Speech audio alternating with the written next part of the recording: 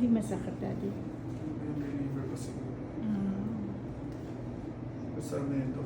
Kailangan ko na daw. Kailangan ko. Day 2. Dito ba to? Dito. Hindi ko alam. Tulog kasi ako eh. Groggy ako eh. Right, morning everyone. So day 3 tayo ng ating post operation ng ACL surgery. At yeah, so ngayon immobilize pa rin yung ating brace o ating tuhod.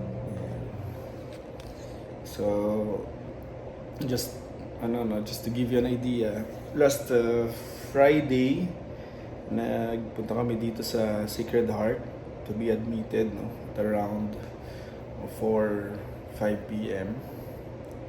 And then yung surgery was the following day, Saturday, no, 9 a.m. naman. Mga around 8 or quarter to 9, ginawa na ako dito sa room. So, dinala na ako dun sa OR, no, sa operating room.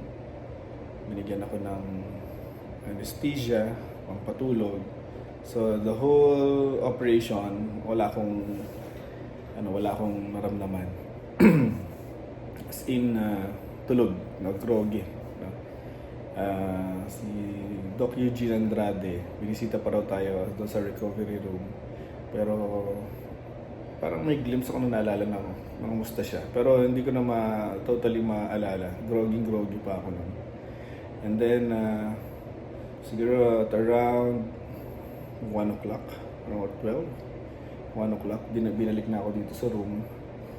Tapos, as in, very minimal discomfort. Wala talaga, hindi yung maramdaman masakit yung tuhod. Siguro dahil sa yung mga parang may blockers pa yung from waist down. Tapos may mga painkillers. So wala talaga ako halos maramdaman. Nailakad ko na actually, no, the first pa lang. Kung kinagabihan pa lang. Medyo hilo lang. Siguro dahil walang kain, tapos talagang ang daming gamot na tinake. So, kinakapos ng hininga. Sabi naman ng doktor, huminga ng malalim. Kasi daw para daw ma-activate ulit yung mga may pumasok ng nurse na putol. Nag-abot ng ice pack. Tapos, yun,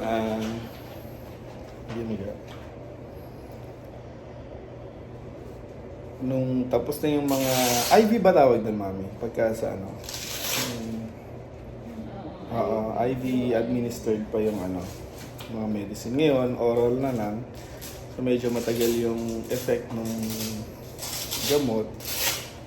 Kaya nararamdaman ko masakit yung hindi naman sakit o kasing sakit na ina-expect ko.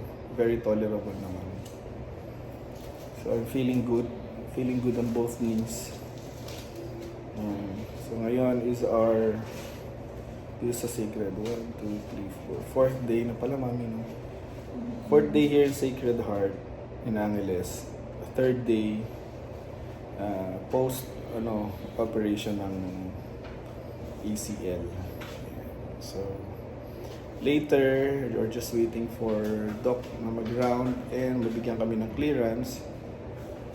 And yun, and then we're on our way home. Siguro pagdating namin ng Bulacan, dadaan muna kami doon sa isang physical therapy center para malaman ko ano yung best therapy moving forward. Yeah, so that's it. Thank you very much, and I'll keep you posted. Ciao. So now we are doing your props Flu drops pala. 90 degrees. Third day. As instructed by Doc Eugene.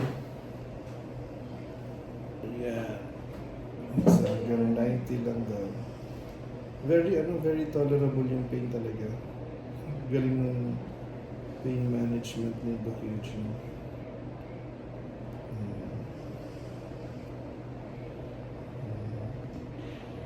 Right, so ano muna gagawin natin for today.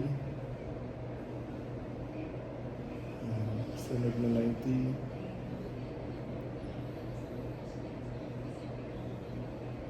Yeah, 90 degrees tayo.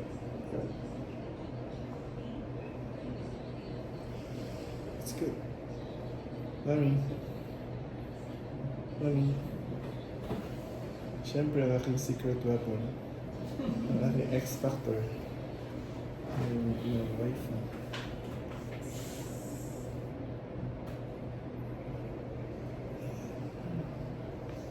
Pagtitiis na lang ng daddy. Yes, road to recovery.